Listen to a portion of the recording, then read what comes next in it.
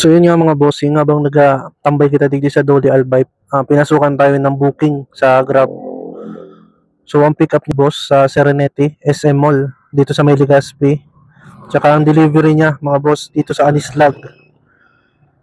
At ito ang malupit dito mga bossing. Ang delivery fee niya is 143 pesos and 14 gems. So at syempre mga boss, isasama ko kayo sa pag-pick up natin at sa pag-deliver papuntang Anislag. So tara mga boss, puntahan na natin yung vendor. So yun mga bossing, dito tayo na sa may SM.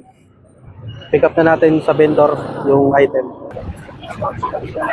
So yun mga boss, kunin na natin yung item.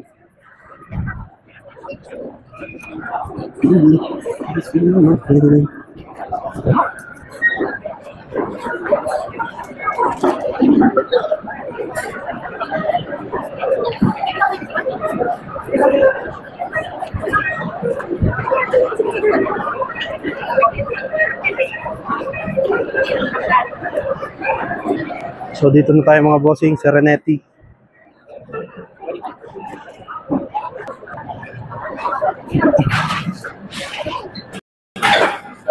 Boss, Grab po. 354.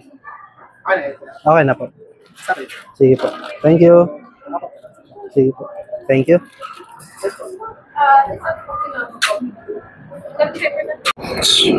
So yun nga mga boss, nakuha na natin yung item sa Serenity. So papunta na tayo mga bossing sa Anislag. So tara, deliver na natin mga bossing.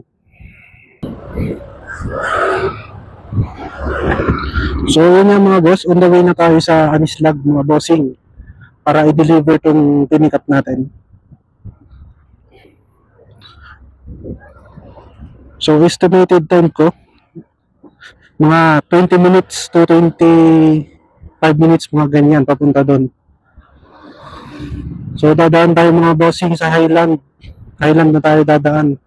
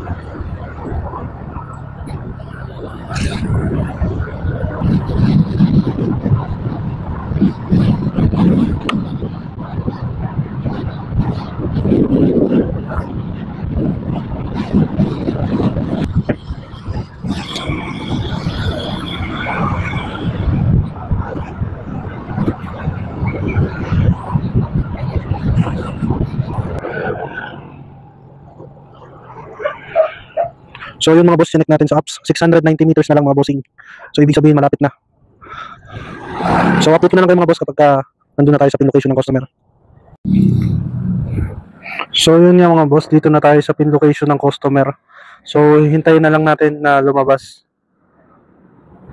So na-message na din natin si customer na nandito na tayo. Hintay-hintayin na lang muna natin.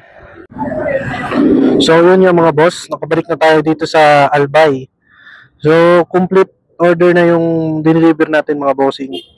So hindi natin na kuhanan ng video yung pag-receive ni sir. So may na-receive nga tayo mga bossing na 50 pesos tip from customer. So sa tingin ko naman mga bossing, sulit naman yung bigay ni Grab na 143 pesos. Legazpi to Anislag. So solid na din yun mga boss. So sa ano naman, sa kung ilang minuto yung papunta doon mga bossing, sa tingin ko, based sa video ko mga bossing, 20 to 30 minutes mga boss. So depende pa din yun mga bossing sa ano, sa drive habit nyo. Kung mabilis kayo magpatakbo o mabagal.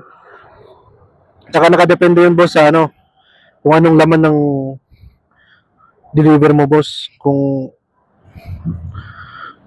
may mga sabaw o dry food, ganyan. Kung dry food, mas maganda mga bossing kahit hataw-hatawin mo yan. Walang problema dyan.